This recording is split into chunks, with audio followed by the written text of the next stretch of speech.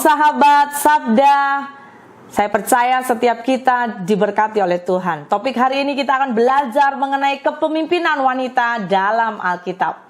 Sepanjang sejarah kekristenan, kekuasaan lebih dikaitkan dengan laki-laki. Perempuan memainkan peran utama dalam keluarga, tetapi jarang sekali di tingkat yang lebih luas. Misalnya menjadi pemimpin di gereja, pekerjaan, atau juga beberapa organisasi. Namun berkembangnya masa, sekarang ramai sekali Tuhan memakai wanita-wanita sebagai pemimpin dalam ladang Tuhan dan mengubah sejarah.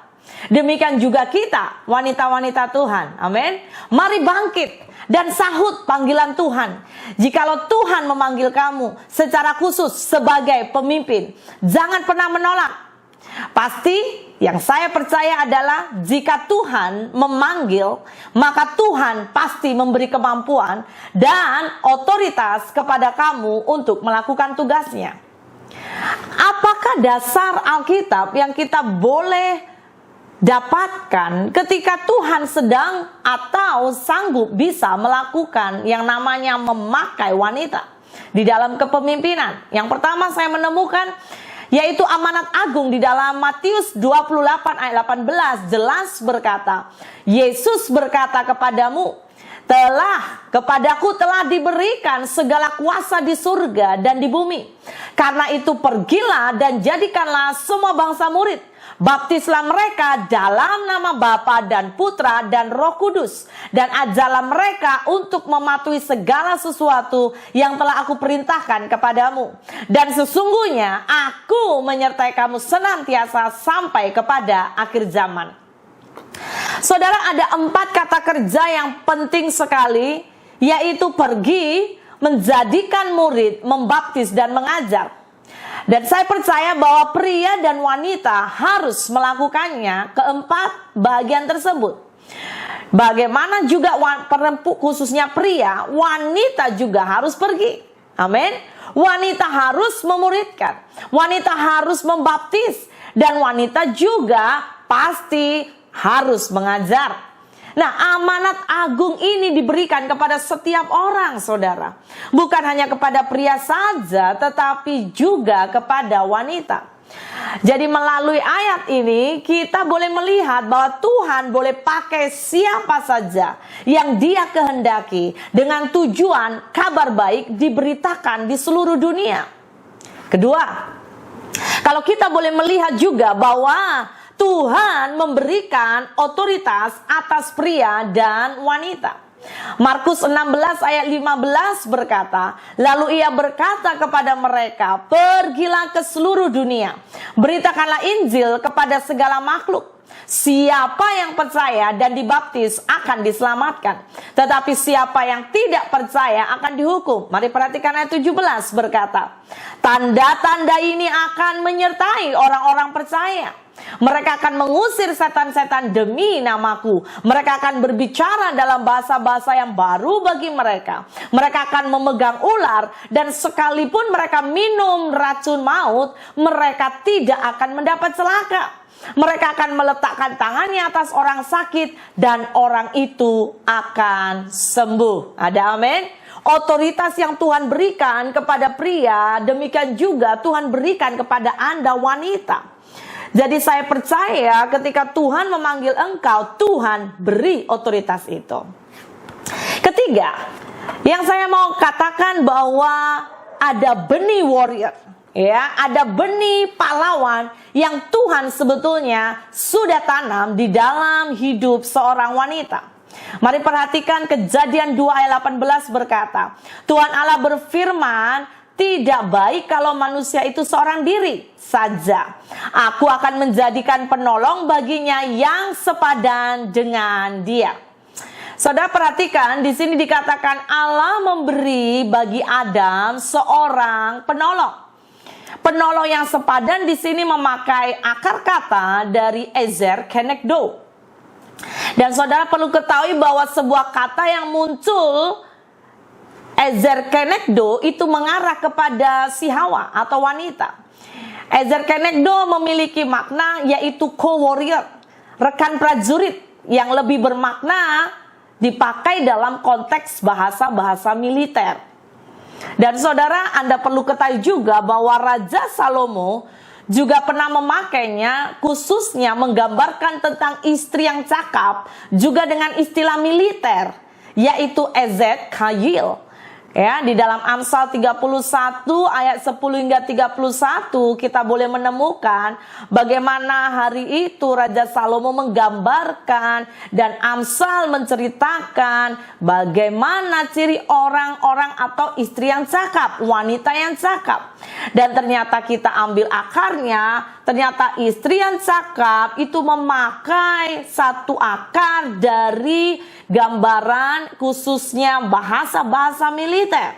Nah, ingat kaum wanita, Alkitab tidak menggambarkan perempuan itu lemah, tapi seorang prajurit. Ada amin? Yes, yang sepakat katakan amin. Perempuan bagi suaminya bukan sekedar mitra penolong, perhatikan, tetapi seorang co-warrior bagi seorang warrior. Engkau dan saya adalah pahlawan. Katakan amin. Engkau dan saya adalah prajurit-prajurit Tuhan. Ya, saudara, kita tahu bahwa kehidupan ini seperti peperangan, ya, seperti battle yang kita harus selesaikan. Dan saya percaya yang perlu dimenangkan yaitu dengan sebuah kerjasama. Ya, seperti ada pepatah mengatakan life's better with company. Yes. Jadi saya yakin bahwa ketika suamimu mendapatkan engkau itu merupakan hal yang sangat ajaib, ya. Sebab bersama dengan suamimu maka kalian, Anda berdua pasangan akan bisa memenangkan peperangan. Kembali lagi di ayat yang tadi kita sentuh atau Ezer Kenegdo, ada lebih dari 100 rujukan dari akar kata ini di dalam Perjanjian Lama. Dan sekitar 21 rujukan yang menggunakan kata yang sama. Kata Ezer muncul 21 kali dalam Perjanjian Lama. 2 kasus merujuk kepada wanita pertama yaitu Hawa di dalam kitab Kejadian 2. 3 kali merujuk kepada bangsa Israel ketika meminta bantuan ketika dikepung. Dan 16 kasus yang tersisa, kata tersebut mengacu kepada Tuhan sebagai pertolongan kita. Nah, bahkan jangan lupa saudara, bahwa wanita perlu sadar. Dan ingat bahwa iblis sangat membenci wanita. Bahkan jika saya katakan lebih dari dia membenci lelaki. Why? Kenapa? Karena sebuah nubuatan, kalau saudara ingat dan baca Kejadian 3 ayat 15 berkata, aku akan mengadakan permusuhan antara engkau dan perempuan ini, antara keturunanmu dan keturunannya. Keturunannya akan meremukkan kepalamu dan engkau akan meremukkan tumitnya. Ini permusuhan yang tidak main-main. Oleh karena itu saya menjemput semua kaum wanita, bangkitlah. Ada amin? Yes. Kerjakan panggilan kita. Jika kamu terpanggil sebagai pemimpin, memimpin di gereja, di tempat kerja, atau dimanapun Tuhan mengutus engkau sebagai pemimpin, ya, mari katakan yes. Ya, jika dapat kita lihat bahwa di dalam diri wanita telah kita pelajari tadi ada benih yang luar biasa yang Tuhan tanam. Wanita itu perkasa, amin. Wanita itu kuat, wanita mampu memimpin dan juga mengatur.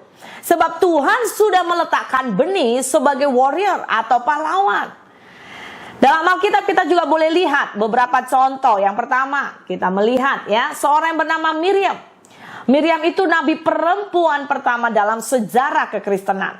Miriam adalah perempuan pertama dalam sejarah yang menjadi nabi. Keberaniannya membentuk jalannya sejarah. Dia sangat berperan penting dalam menyelamatkan hidup saudaranya, yaitu siapa? Musa. Ya, kita tahu bahwa Musa menjadi nabi atas Israel. Bahkan Musa itu termasuk nabi atau pemimpin yang besar. Wow. Oleh karena siapa? Ada seorang bernama Miriam. Yes. Ya, kita lihat juga seorang yang bernama Deborah. Saudara, Deborah adalah sang nabi dan hakim perempuan satu-satunya dalam sejarah kekristenan. Dari semua perempuan Alkitab dalam sejarah, Deborah muncul sebagai pemimpin militer yang luar biasa. Dia tidak terkenal takut, dan dia juga taat kepada Tuhan.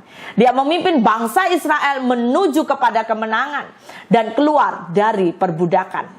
Anda boleh lihat dalam Hakim-Hakim pasal yang keempat, hari itu Deborah memanggil Barak, komandan tentara Israel, dan mendesaknya untuk melakukan seperti yang Tuhan perintahkan.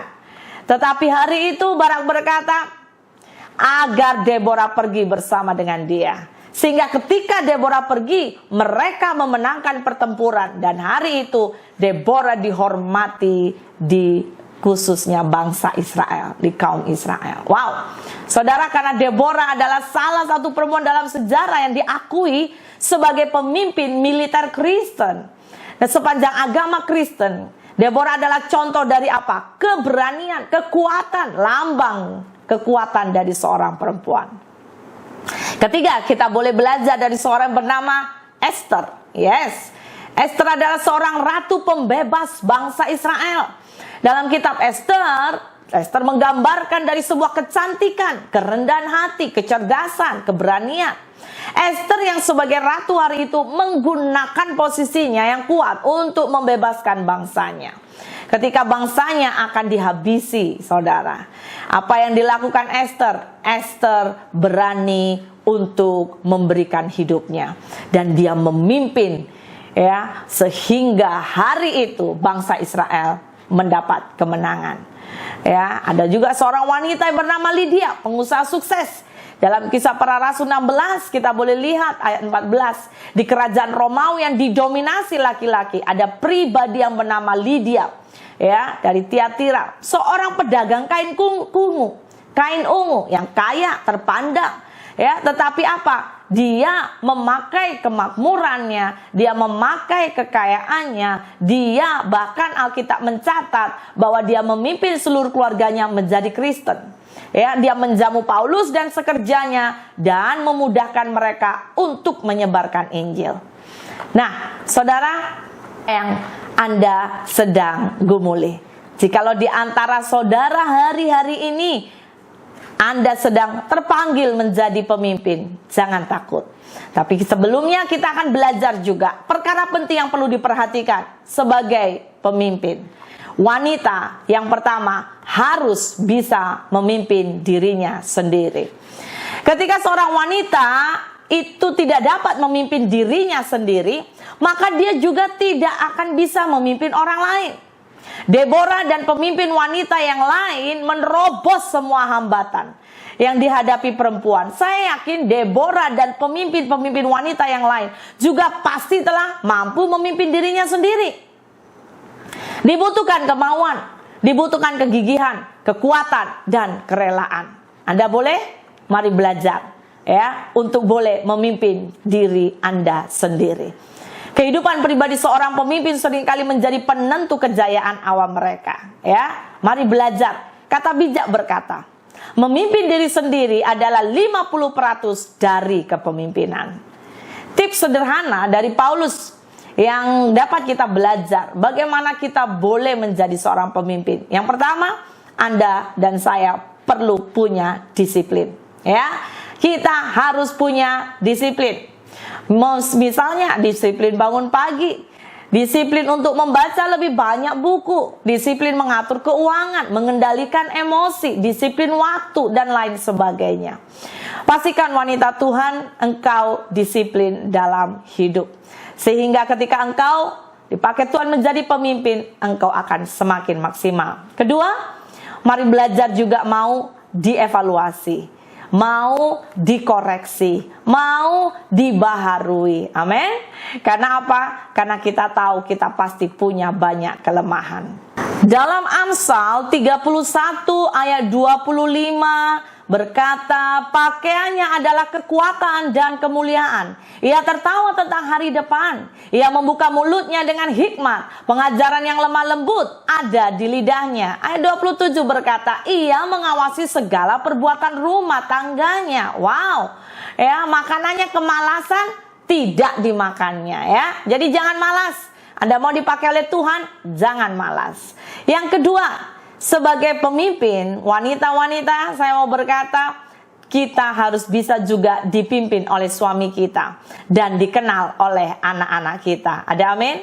Sebuah kata yang kita pelajari awal tadi, ezer kenegdo, yaitu penolong yang sepadan. Ini berbicara wanita sebagai penolong lelaki yang berposisi sebanding atau sederajat dengan lelaki. Di dalam keluarga, lelaki sebagai komandan, tapi istri Anda deputi, Anda wakil komandan, ya. Dan Anda punya hak dalam bicara.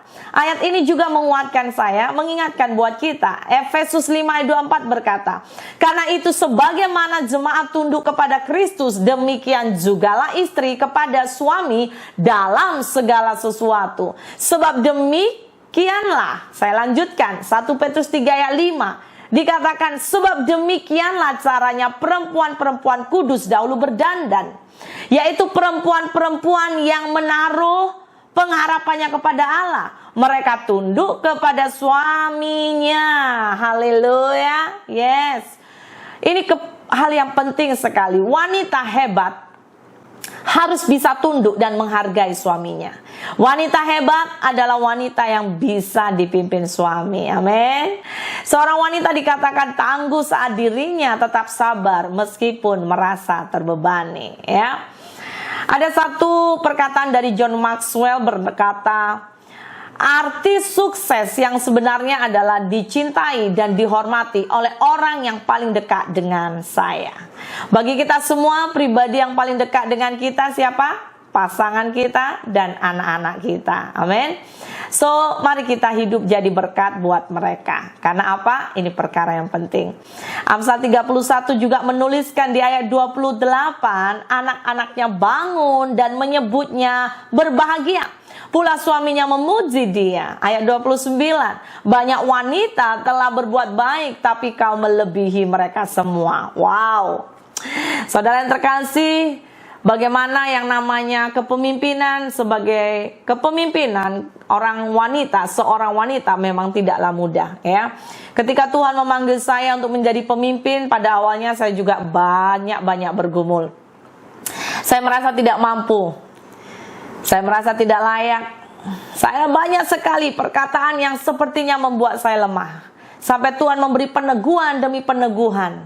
Ya, sekalipun kita tahu sebagai wanita, ya, pemimpin dalam berkeluarga itu tidak mudah. Seorang wanita pemimpin kalau dia sudah berkeluarga, banyak tanggung jawab. Dia perlu bertanggung jawab kepada suami dan juga kepada anak-anak. Ada kalanya, ada masa juga bahwa saya merasa begitu letih dan penat. Dengan banyak tanggung jawab dan komitmen yang perlu ditanggung. Namun hanya satu, kelegaan saya ialah ketika duduk dekat kaki Tuhan. Sehingga sampai saat ini saya merasakan penyertaan Tuhan yang ajaib. Bagaimana dengan Anda? Saya percaya Anda juga sepakat. Wanita-wanita Tuhan, kamu juga pasti boleh. Amin. Bersama dengan Tuhan, kamu pasti boleh. Yang ketiga, dia juga harus bisa dipimpin oleh Tuhan. Ini penting. Bagaimana wanita kita boleh menjadi pemimpin? Kita harus tunduk dan bisa dipimpin oleh Tuhan. Yakobus 4 ayat 7 berkata, karena itu tunduklah kepada Allah dan lawanlah iblis, maka ia akan lari daripadamu. Ciri orang yang mau dipimpin oleh Tuhan, yang pertama pasti dia hidup dipimpin oleh Roh. Hidup dipimpin oleh Roh adalah tanda ketundukan kita kepada Tuhan. Jikalau kita hidup oleh Roh, baiklah kita hidup dipimpin oleh Roh. Amin. Yang kedua, kita juga perlu belajar taat. Ketika kita yakin akan dipanggil Tuhan, kita perlu belajar taat. Taat tidak mudah, tapi kita pasti bisa bersama dengan Roh Kudus.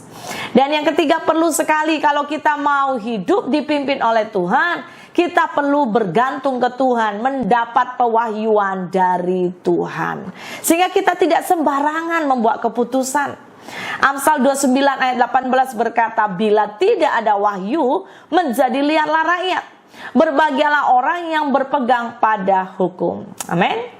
Keempat, bagaimana bisa memimpin? Wanita, perbesar kapasitasmu. Ya, seperti perumpamaan, ya, dari talenta. Hari itu ada hamba yang dipercayakan 2, ada juga yang dipercayakan 5, ya. Dan setiap mereka kuncinya apa? Bertanggung jawab. Tapi yang dipercayakan satu tidak bertanggung jawab. Mari perbesar kapasitasmu. Ini penting sekali. Belajar, membuka pengetahuan, mencari pengetahuan, membaca buku, ya. Baik itu pengetahuan umum, pengetahuan rohani. Memiliki beberapa pemimpin senior yang kita boleh belajar menjadi teladan. Karena saya percaya ukuran kesetiaan kita dalam memimpin bukan hanya menjaga apa yang sudah ada, tetapi memultiplikasi apa yang Tuhan percayakan, ya. Dan yang kelima ini penting, mari miliki kerendahan hati. Sebagai pemimpin, jangan sombong. Mari jaga kerendahan hati seperti Daud. Sebagai seorang pemimpin, ya, dia menjaga hidupnya tetap berkenan di hadapan Tuhan. Sampai Tuhan memanggil dia tetap setia. Kesimpulannya, saya mau berkata, wanita di sepanjang sejarah kekristenan telah membuktikan kemampuan mereka dengan unggul untuk memimpin. Demikian juga kamu semua wanita-wanita, jika kamu menerima panggilan jadi pemimpin, sahut, ya, dan terima panggilan. Jangan takut. Percaya bahwa Tuhan akan memanggil, Tuhan melengkapimu. Amin, saudara. Tuhan pasti memampukan. Tuhan memberi otoritas dalam hidupmu.